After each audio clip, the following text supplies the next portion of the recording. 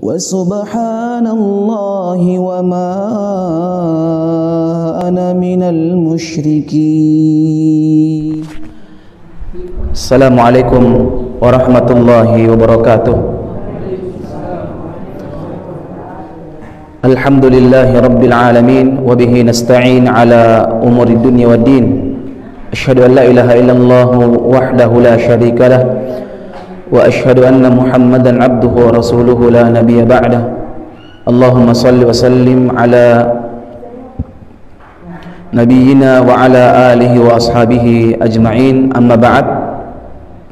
Kaum muslimin yang dimuliakan oleh Allah Subhanahu wa taala, alhamdulillah Allah Subhanahu wa taala masih memberikan kepada kita begitu banyak nikmat, mulai dari nikmat terbesar yakni Islam dan iman, diberikan kesempatan untuk bisa mengisi hari-hari kita dengan ketaatan kepada Allah Subhanahu wa taala, dan ini merupakan kebaikan dan nikmat yang paling besar, lebih besar daripada dunia beserta isinya. Oleh karena itu hendaknya kita memperbanyak syukur kepada Allah Subhanahu wa taala, yang dengan kesyukuran tersebut Allah Subhanahu wa taala akan menambahkan nikmat yang telah ada pada diri kita. Baik, di subuh hari ini sedikit kita akan membahas, masih dalam pembahasan masalah salat ya. Tapi salat yang saya maksud di sini adalah salat Aidain, dua hari raya. Ada beberapa hal yang disunnahkan di hari raya ya, yang mungkin kita bahas secara singkat. Yang pertama, disunnahkan untuk mandi sebelum berangkat sholat Id. Ini sunnah. Bayangkan Pak, mandi yang mungkin keseharian kita, kebiasaan kita, tapi kalau kita niatkan untuk ibadah maka akan mendapatkan pahala. Ini pentingnya orang punya ilmu ya, beda dengan orang yang tidak punya ilmu. Kalau orang tidak punya ilmu Pak, paling-paling mandi karena kebiasaan supaya tidak gerah ya. Tapi kalau orang punya ilmu, maka dia pun berniat mandi itu merupakan apa yang disunnahkan oleh Nabi sallallahu alaihi wasallam. Jadi dia dapat pahala plus supaya juga tidak gerah. Nah, Masya Allah, luar biasa. Ini sebagaimana yang disebutkan oleh Ibnu Umar radhiyallahu taala anhuma. Beliau mengatakan, An-Nafi' anna Abdullah ibn Umar kana yaghtasilu yawm al-fitr qabla an yaqdu ila al-musalla. Adalah Nabi sallallahu alaihi wasallam ya, atau di sini disebutkan bahwa Abdullah bin Umar biasa mandi di hari Idul Fitri sebelum beliau berangkat ke tempat salat ya, ke tempat salat. Dan Imam An-Nawawi rahimahullahu taala mengatakan bahwa para ulama sepakat akan disunnahkannya mandi untuk salat Id. Jadi Imam An-Nawawi rahimahullahu taala ini dari madhab Syafi'i mengatakan bahwa para ulama telah sepakat akan disunnahkannya mandi di hari Id. Jadi kalau dikatakan hari Id berarti hari Idul Fitri dan Idul Adha. Nah, kemudian yang kedua yakni berhias Pak, berhias dan memakai pakaian yang terbaik. Ingat, memakai pakaian yang terbaik. Dan pakaian yang terbaik tidak mesti baju baru Pak. Ini sekali orang kan begitu, kan sunnah memakai pakaian baru. Akhirnya dia pun sibuk di akhir-akhir bulan Ramadan mempersiapkan baju baru. Ingat, yang promosi di akhir Ramadan ini bukan cuma Allah dan Rasulnya promosikan kebaikan, tapi banyak promosi-promosi yang lainnya Pak, diskon-diskon juga. Tapi ini yang lebih menarik. Kenapa? Karena mereka lihat dengan mata kepala. Adapun orang-orang yang beriman, insyaallah menggunakan mata imannya untuk mengenali kebaikan-kebaikan, maka tidak tergoda mereka. Ya, oleh karena itu Ini diantara sunnah Nabi Sallallahu Alaihi Wasallam. Ini sebagaimana yang diriwayatkan dari sahabat yang mulia Jabir bin Abdullah radhiyallahu taala anhu. Beliau mengatakan kana lin Nabi sallallahu alaihi wasallam jubbatun yalbasuha lil 'idaini wa yaumil jum'ah. Beliau mengatakan adalah Nabi sallallahu alaihi wasallam memiliki jubah khusus, Pak. Yakni baju khusus untuk beliau pakai di 2 hari raya.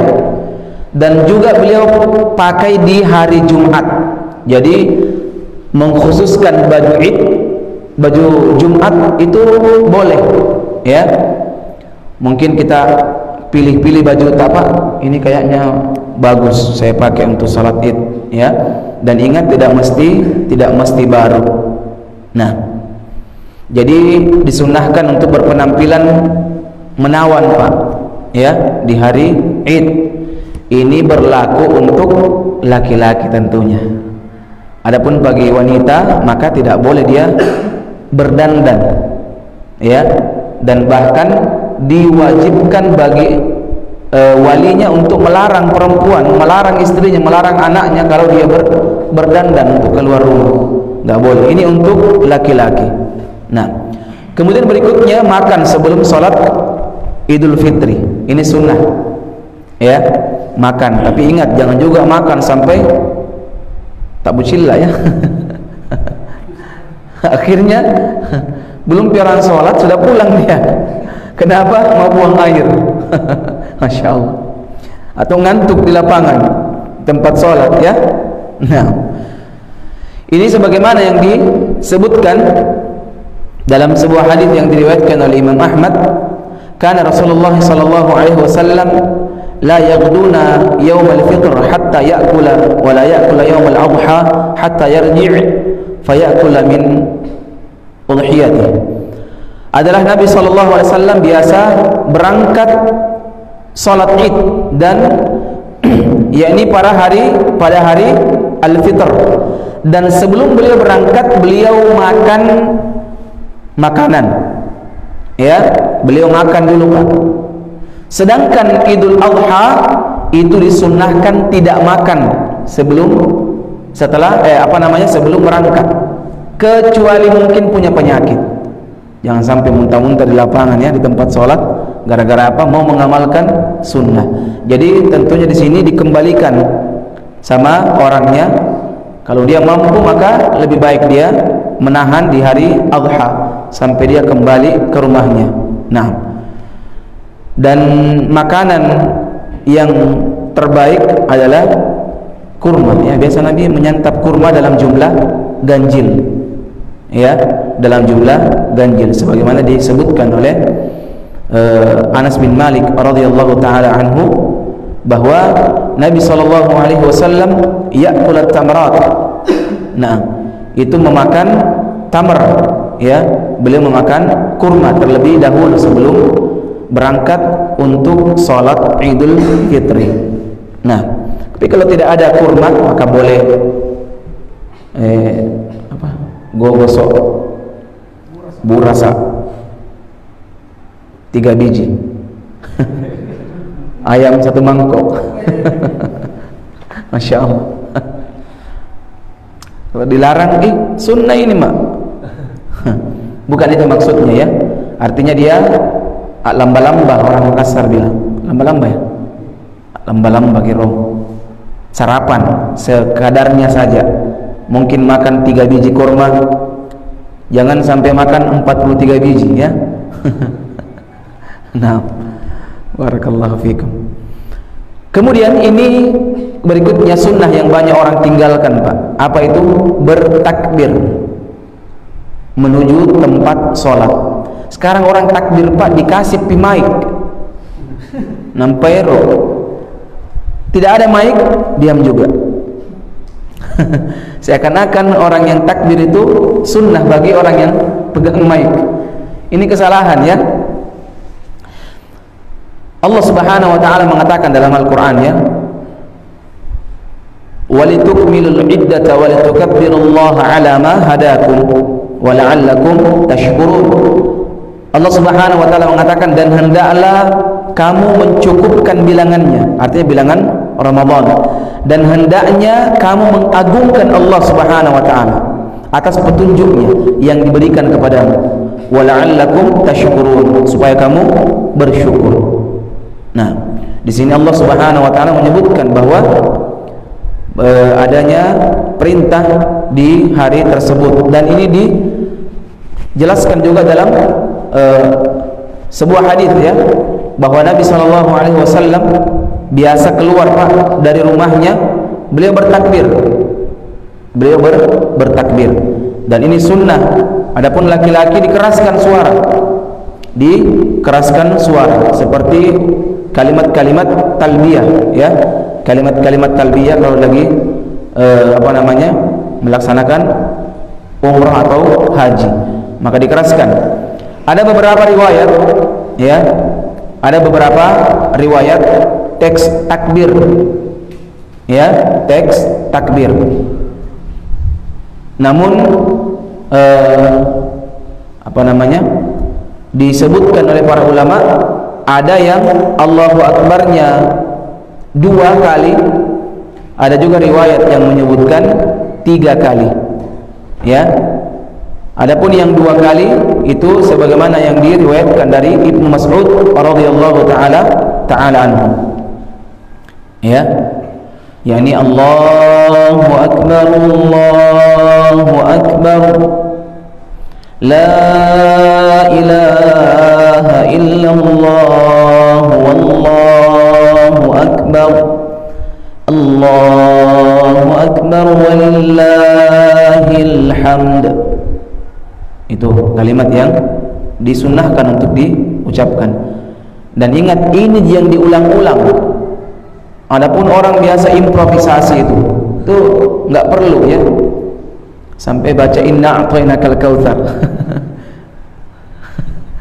Ini saya diulang-ulang terus. Allahu akbar, Allahu akbar, la ilaha illallah, wallahu akbar, Allahu akbar, walillahil hamd. Ini ulang-ulang terus, sampai disebutkan dalam sebuah riwayat Ibnu Abbas, itu sahabat sampai serak suaranya, Pak. Sampai serak mereka bertakbir terus. Memang ini hal yang disunnahkan, dan ini hari di mana kita diperintahkan untuk mengagungkan Allah Subhanahu wa taala, syiar Islam, ya, bertakbir. Nah, dan tidak mesti satu suara, kayak paduan suara ganti-gantian, imam dulu baru jamaah. Ini tidak perlu seperti ini, tapi semua bertakbir, imam, makmum, semua bertakbir, sunnah, ya. Dan ada beberapa hal yang disebutkan oleh para ulama, kalau hari Idul Fitri itu mulai dia bertakbir ketika maghrib sampai besoknya sampai ke asar. Jadi maghrib di hari kedua Syawal itu sudah tidak bisa lagi, dan tidak apa-apa bertakbir ketika selesai dari sholat. Umpamanya habis sholat zuhur dia bertakbir, boleh, ini sunnah. Asar sudah sholat, takbir lagi, tapi ingat tidak sampai satu suara, qor, ya. Nah, kemudian berikutnya di antara sunnah, yakni at-tahniyah, ya, ini saling mengucapkan selamat. Ini juga hal yang disunnahkan, ya. Ini diamalkan oleh para ulama, para salaf kita, yakni ucapan taqabbalallahu minna wa minkum. Nah, ini disebutkan oleh Imam Ahmad rahimahullahu taala. Beliau mengatakan, wala ba'sa ayyaqul ar-rajul lirrajul yaumal 'id taqabbalallahu minna wa minkum. Beliau mengatakan tidak apa-apa, ya, artinya boleh saja satu dengan yang lain saling mengucapkan taqabbalallahu minna wa minkum. Nah, kalau memang tidak bisa bahasa Arab, maka boleh berbahasa Indonesia. Semoga Allah Subhanahu wa taala menerima amalku dan amal kalian. Nah, boleh ucapan-ucapan seperti itu. Tapi kalau mengkhususkan mohon maaf, ini sebenarnya kurang tepat, karena di hari Id itu doa yang disunnahkan, tahniyah, ucapan-ucapan selamat yang disunnahkan, yakni saling mengucapkan, saling mendoakan semoga Allah mengabulkan, menerima pahala-pahalamu, amal-amalmu di bulan Ramadan. Kalau untuk maaf-maafan, maka tiap hari boleh, nggak mesti di Id, hari Id, untuk saling maaf-maafan. Nah, ini mulai ini orang menyusun kata-kata. jadi jadi pujangga semua. Saya dulu pernah dapat ketika tangan tak sampai, ketika kaki tak mampu bergerak, ketika lisan, maka saya ucapkan apa? Balasannya saya ucapkan syafakallah. Karena orang sakit ini, Pak, orang stroke, tangan tak mampu, kaki tak mampu melangkah, lidah tak mampu berucap, stroke ini. Garing ini. Maka ucapan balasannya apa? Syafakallah. Masya Allah. Tidak usah bertele-tele, Pak, langsung saja taqabbalallahu minna wa minkum. Ya, langsung jadi pujangga semua. Masya Allah. Nah, jadi kalau mau maaf-maafan boleh, nggak ada masalah. Tapi tidak mesti dikhususkan di hari raya. Ya, kalau mau ke rumah orang tua umpamanya ziarah, itu juga nggak ada masalah. Ya, pergi berziarah ke rumah seorang, nggak ada masalah. Kemudian diberikan makanan asyarah, kalau kita asyarah itu boleh, nggak ada masalah. Ya, nggak ada masalah. Tapi sekarang kayaknya masih dibatasi ya, apalagi salaman-salaman ya, itu dibatasi karena adanya masyaqqah ya. Nah, berikutnya sunnah, yakni melewati jalan pergi dan pulang yang berbeda. Kalau ada apa nih kuliah-kuliah tom nampak ternyata tidak tahu jalan pulang ini bagi pulang ini. La ilaha illallah. Ya, akhirnya tidak pulang-pulang. Disalahkan sunnah. Ini ada sunnahnya, Pak, riwayat Imam Bukhari dari Jabir bin Abdullah, qala kana Nabi sallallahu alaihi wasallam idza kana yaum Eid khalafa at-tariqa. Adalah Nabi sallallahu alaihi wasallam itu kalau menuju tempat salat, beliau membedakan antara jalan pergi dan jalan pulang. Ini sebagai syiar, untuk menampakkan syiar Islam kepada orang-orang kufar. Ya.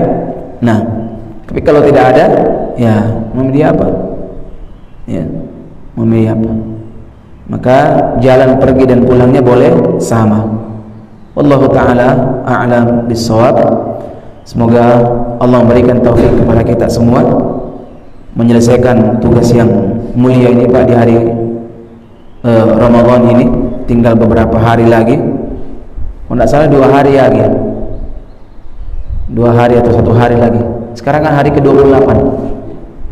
Puasa itu entah dia 29, paling banyak 30. Makanya tidak ada tanggal 28 dalam Islam, tidak ada tanggal 31 dalam Islam. Yang ada 29 atau 30. Kebanyakannya Nabi 29. Tapi tetap lagi kita kembali, penetapannya dikembalikan kepada penguasa kita. Hari Eid, Idul Fitri dan Idul Adha itu dikembalikan kepada penguasa. Kalau pemerintah bilang hari Rabu, sudah Rabu kita lebaran. Kalau pemerintah bilang Kamis, sudah Kamis kita lebaran.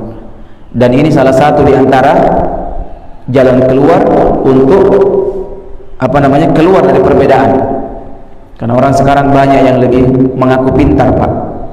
Ya, masing-masing mereka mengatakan, ada yang bahkan lebih ekstrim lagi. Dia berlebaran, lihat pasang surut air. Ini kan, kayak kepiting saja. Ini agamanya kepiting ini, Pak. Pasang surut air itu kan kepiting itu suka begitu. naik bumbangan, kopi tingkapang. Ya tidak ada seperti itu ya. Kita sebagai seorang muslim yang baik hendaknya mentaati penguasa, terkhusus dalam perkara penentuan hari raya atau 1 Syawal atau 10 Zulhijjah, Id al-Fitr dan Adha. Sudah selesai, tidak boleh pusing-pusing lagi ya. Kita kembalikan haknya penguasa untuk mengatur hal-hal yang seperti itu, yakni mengatur hal yang berhubungan dengan kestabilan suatu negara ya. Saya kira cukup. Taqabbalallahu minna wa minkum. Semoga Allah Subhanahu wa taala menerima amal saya dan amal antum semua. Ucapan ini pun ucapan yang telah diucapkan oleh para ulama kita, dan semoga betul-betul diijabah oleh Allah Subhanahu wa taala.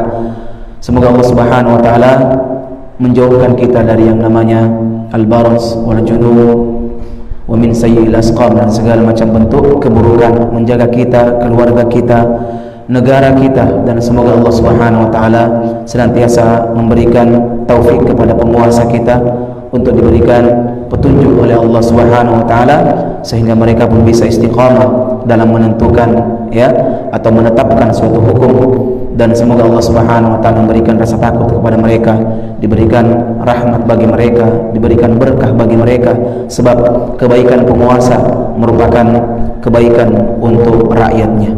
Subhanakallahumma wa bihamdik, asyhadu an la ilaha illa anta, astaghfiruka wa atubu ilaik. Wa akhiru da'wana alhamdulillahi rabbil alamin. Assalamualaikum warahmatullahi wabarakatuh.